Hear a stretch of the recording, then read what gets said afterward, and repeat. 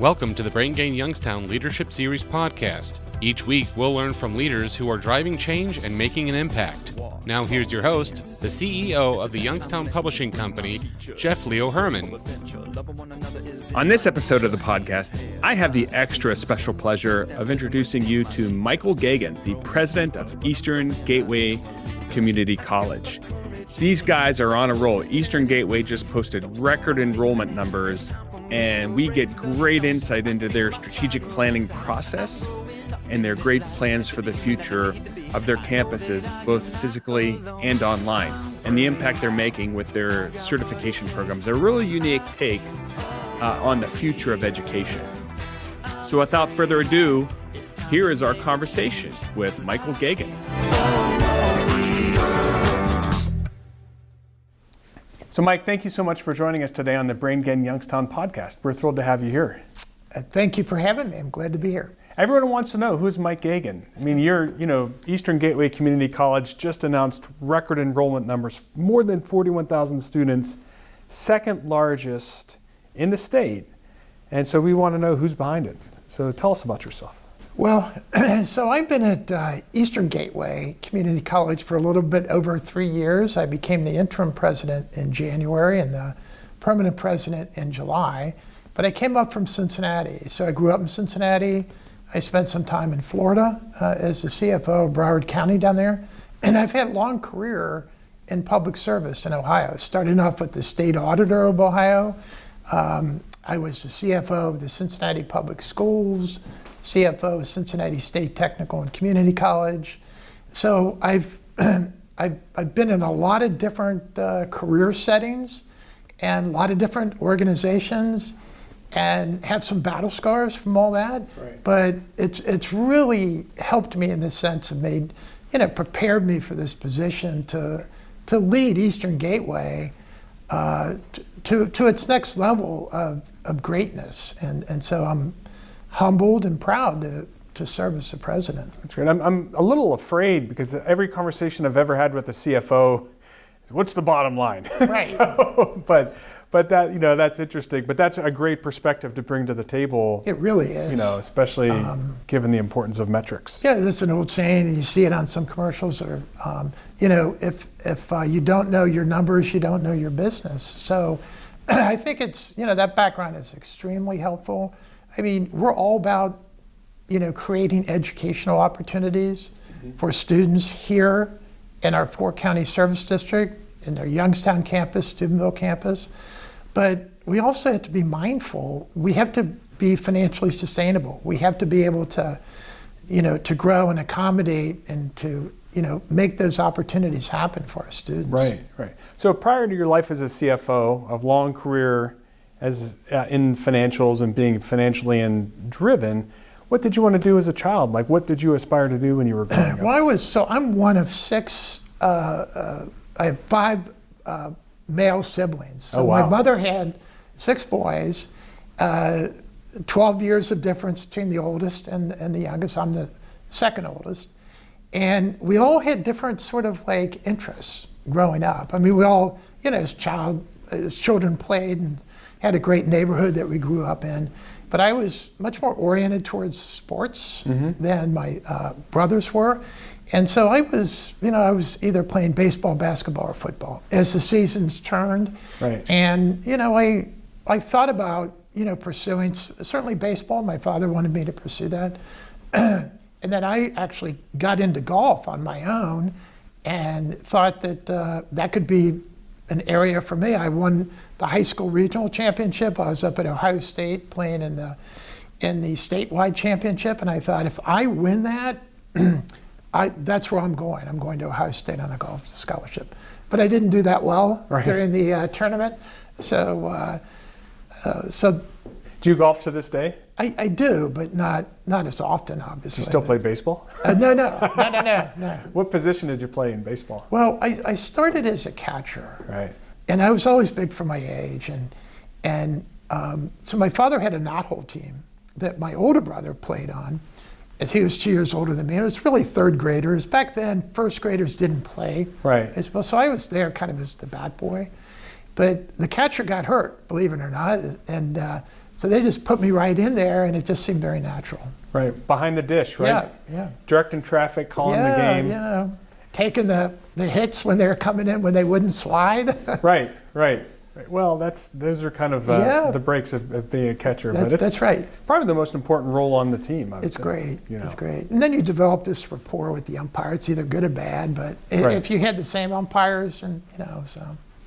Right. Well, when you were, as a child with sports and athletics, heavily involved there, were there people you looked up to as a child? Were they sports figures? Were they political figures? Local people? National people? I think it was a combination.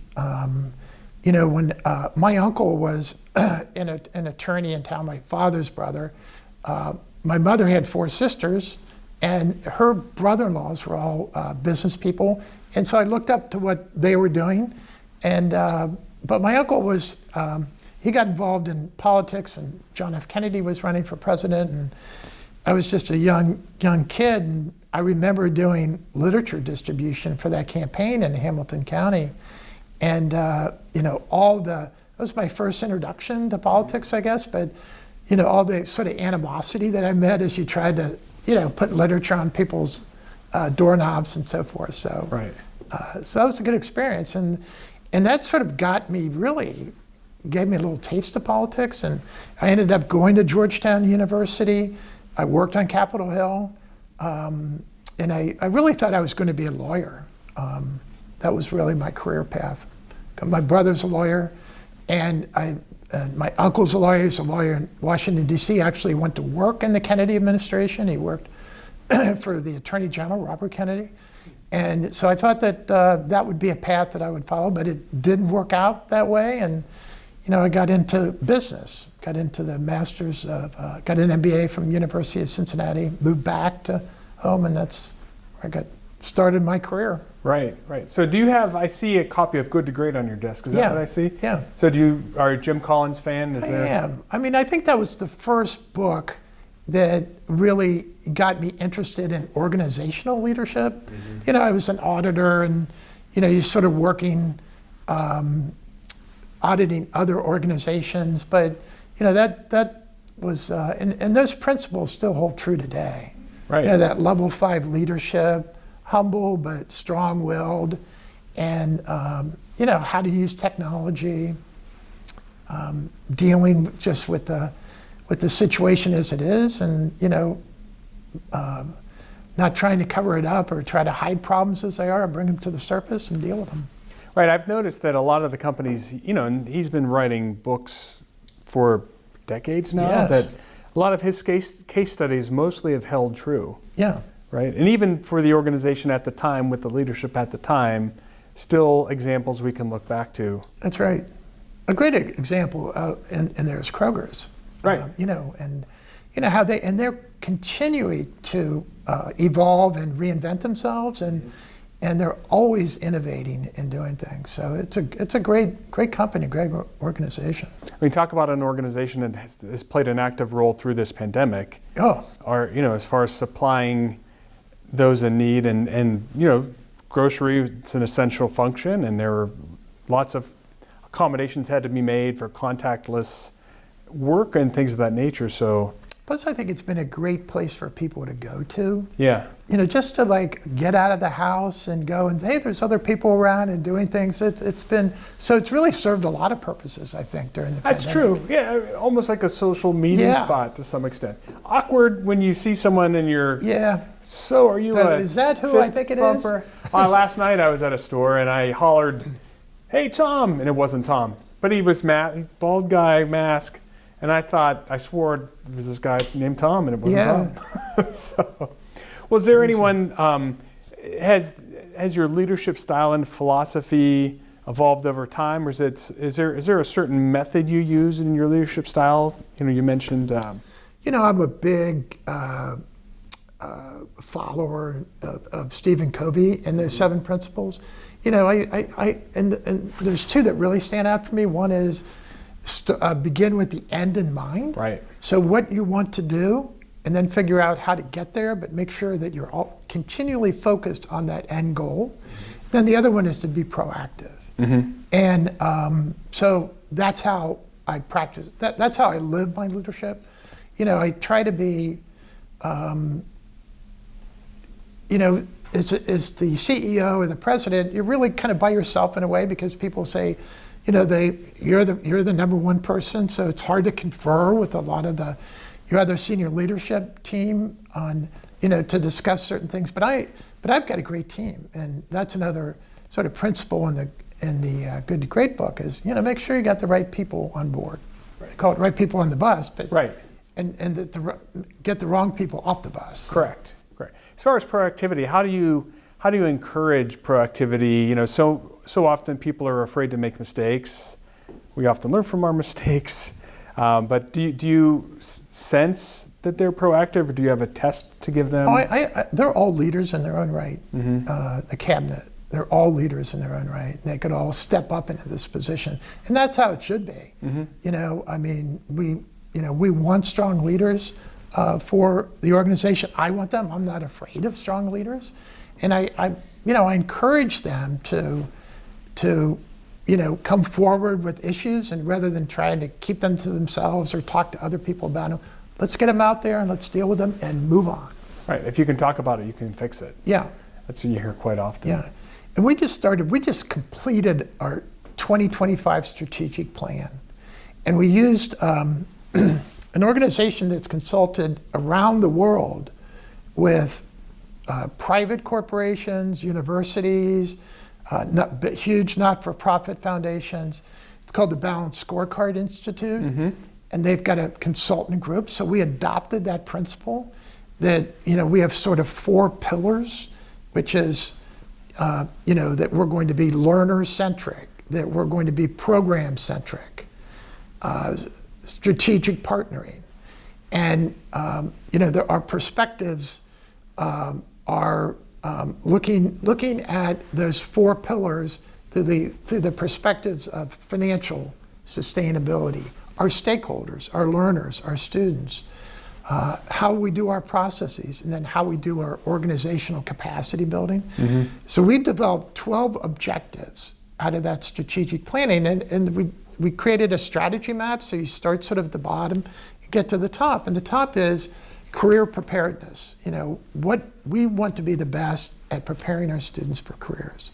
Student success, completion, retention, persistence, and then improving our brand image, improving Eastern Gateway's image. So those 12 all go up so there's 9 that go up tiers into those top 3. And so we've got initiatives, specific plans for how we're going to get there over the next 5 years. And so we just presented it to the board, and that's our roadmap. That's how we're going to. Is there a cadence to check in on those initiatives, and are there milestones for each initiative to, with dates and timelines? I think that we have key performance indicators. We developed this all in a month and a half, all by Zoom. Wow. We had 70 people from the college involved in it. Wow. And that's how we're going to operate. And so we, get everybody, we're going to roll it out to the rest of the college in November and December. We're going to have monthly meetings for the objective.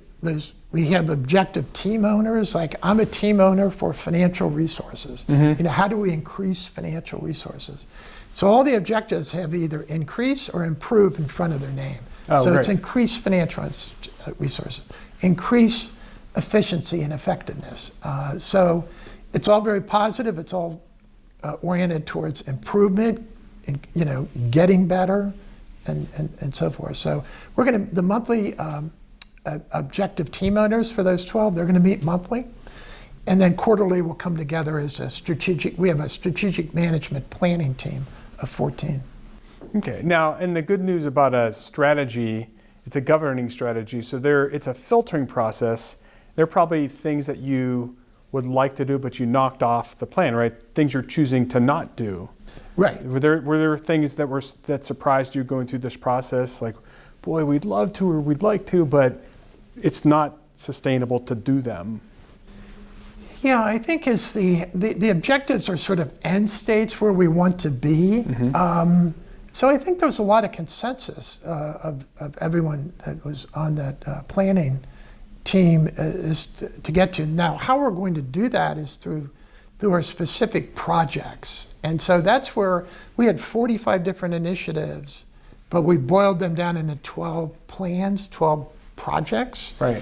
And so that's where the grouping took place. So there was, a lot of it is starting off brainstorming, and we went through all of our strategic, or strength, weakness, opportunities, threats. We did all of that. Reaffirmed our mission, our vision, our core values. So, any surprises come out of the process? I don't know if there were surprises, but I felt really good about the fact that I think we had faculty, staff, everyone participating, having an opportunity to participate in this, and they were very appreciative of that. They want to be part of Eastern Gateway rather than being in their own little area or silo, as you would call them. They want to be part of the organization moving forward. And so I was really pleased with that. So that's good. Excited about it. Yeah. Well, we're going to transition and talk about part of leadership, being proactive, taking initiative. Sometimes we make mistakes. So we're going to talk about some leadership mistakes when we come back. But first, we'd like to take a break to thank our sponsors of the Brain Gain. Okay. The Brain Gain is a collaborative effort, and we'd like to thank the headlining members of the coalition, including Sweeney Chevrolet Buick GMC, the Moransky Companies, and the Mahoning Valley Manufacturers Coalition.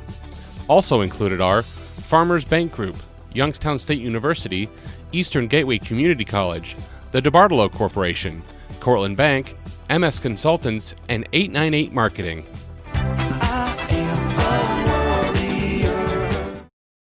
So through this process and through your career, you've had a career in spanning a lot of different experiences. Any leadership mistakes you've made that have resulted in a key learning or a key way of operating? I wouldn't really call it a mistake. I might do it differently the next time around, but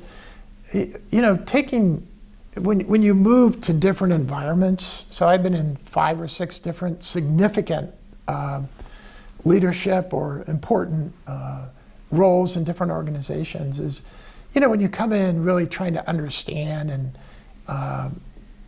the environment you're in, not just the culture, but the political environment, and probably on a couple, or at least certainly on one of my career positions, I probably didn't do as well a job on that as understanding all the players and the politics of the situation. So I would probably handle that differently.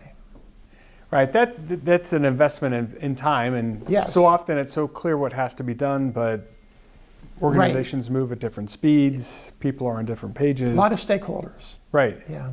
Right. Anything result in, would you say if you had to look back at that situation, would more active dialogue have helped, or were there just kind of a completely difference of opinions?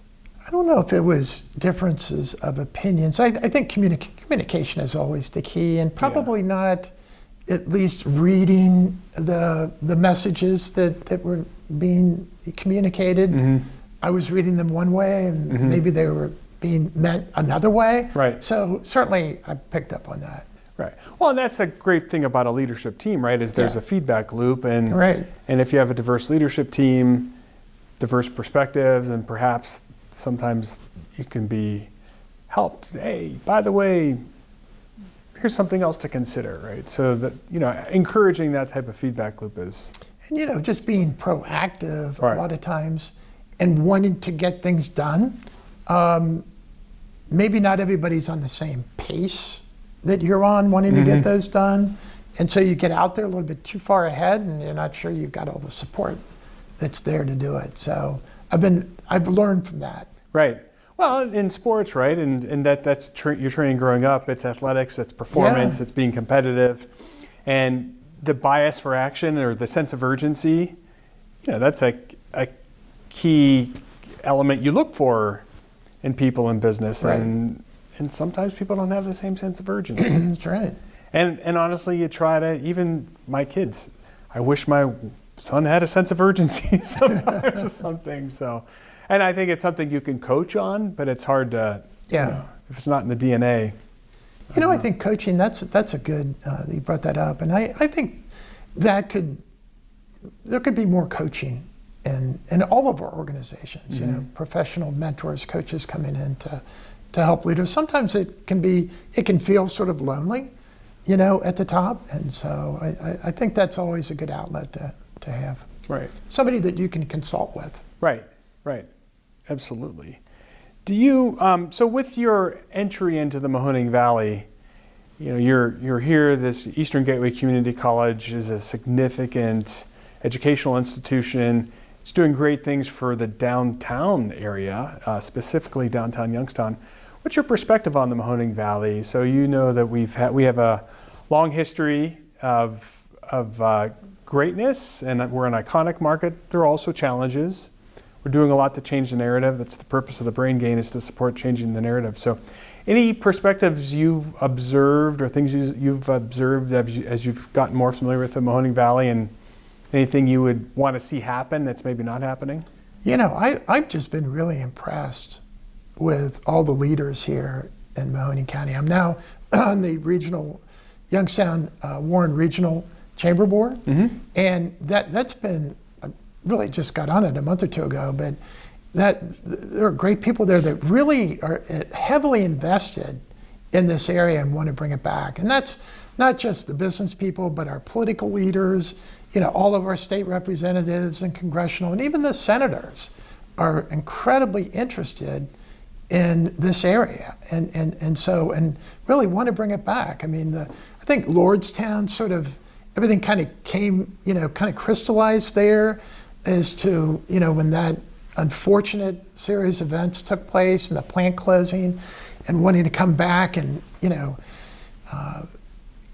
reinvent, that area. And, you've got the LG Chem, that joint venture between General Motors and LG Chem, the Ultium, the battery plant, that's exciting. That could be very transformative. We were meeting with the plant manager, Art Daly and myself, a couple weeks ago, and they're envisioning like 1,500 jobs there. Wow.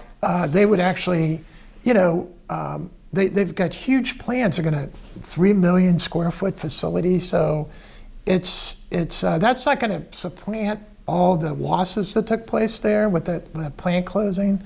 And I know how difficult that is.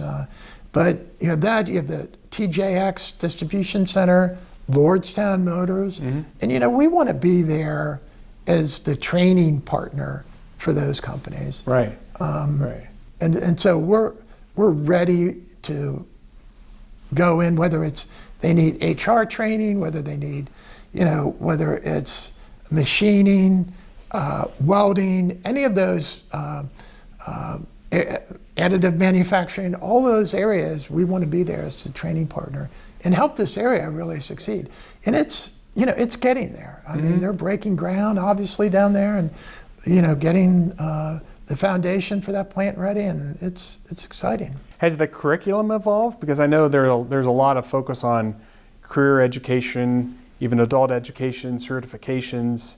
Is looking out at the time horizon, right? We have a couple years as the construction and development process happens, but do you foresee the curriculum evolving here at Eastern Gateway? Yeah, I do.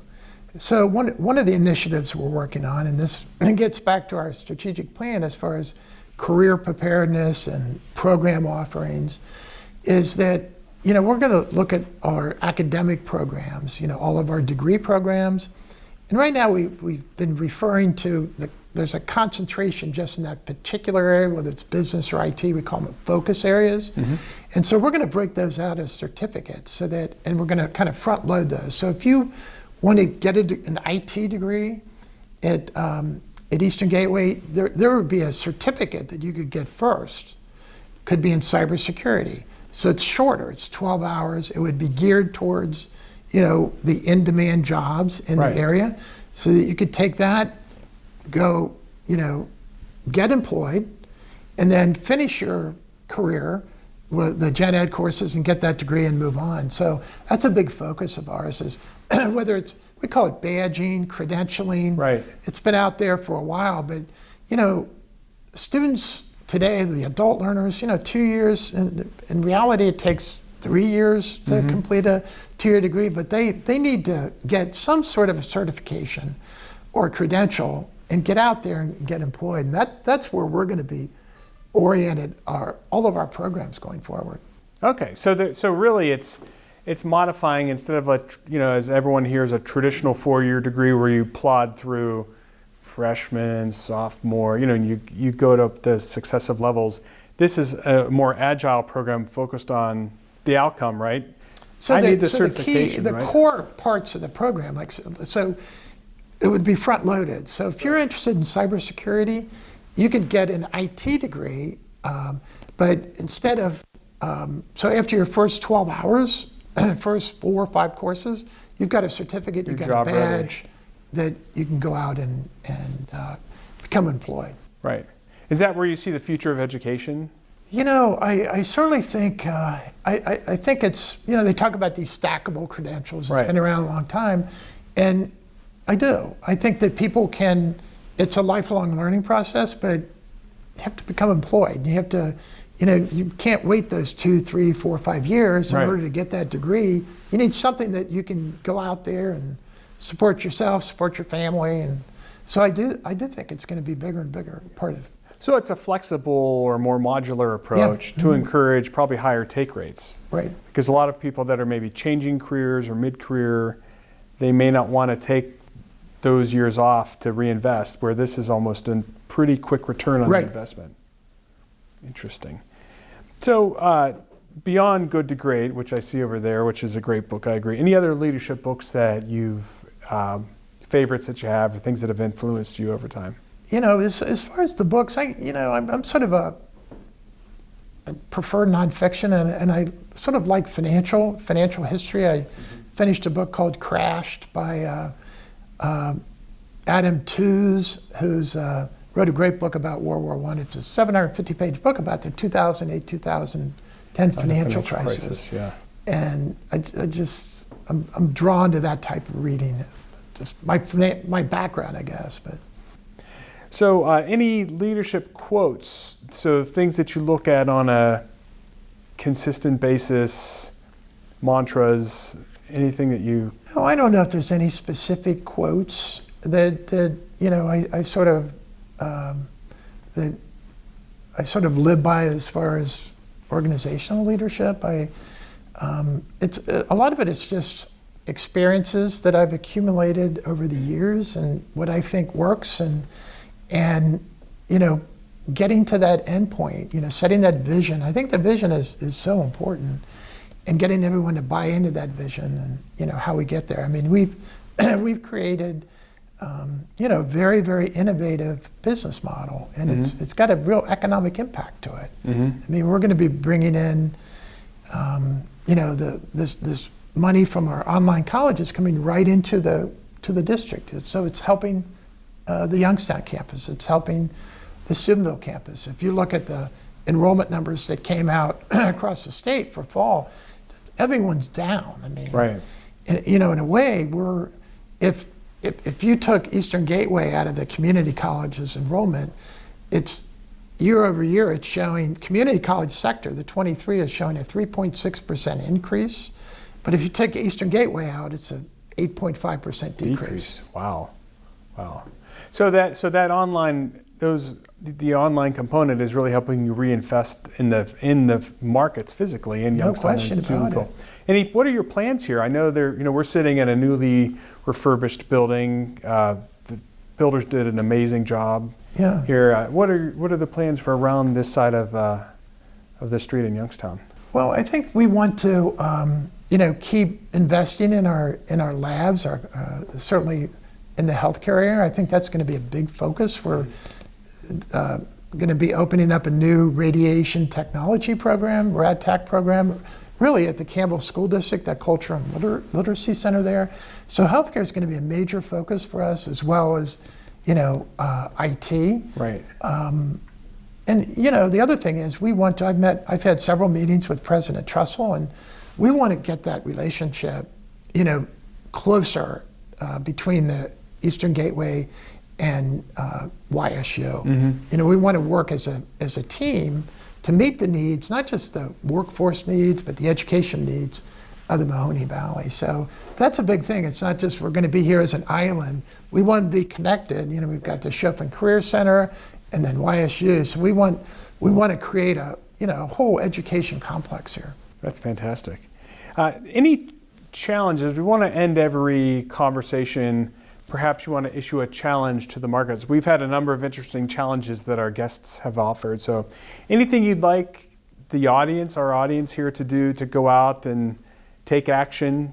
Take another look at Eastern Gateway. And right. Really, especially in the Mahoning Valley, we're just 12 years in here. So it was in 2008 or 2009 where the chancellor of the Board of Regents directed the college to move northward. And so under a new name, it was always Jefferson Community College and Jeff Community College. So we don't have that brand and we don't have that presence and that known presence that YSU does. Right. And so, we've got great programs here and, we're a community college, so we serve the community. So, and we want to do that as the lowest cost possible. So we want you to take either a first look or another look at Eastern Gateway, and I challenge the community to, come check us out. Right. No, that's good. That's great advice. So, we thank you. I know the Eastern Gateway are doing amazing things for this community and the investment in the community and supporting the brain gain. So we thank you for your time today. It's been nice to get to know you better. Great. Thank you. Before we go, I'd like to thank members of the Brain Gain Coalition, especially our great sponsors. Without them, none of this would be possible. So a big thank you goes to Sweeney Chevrolet Buick GMC, the Moransky Companies, and the Mahoning Valley Manufacturers Coalition.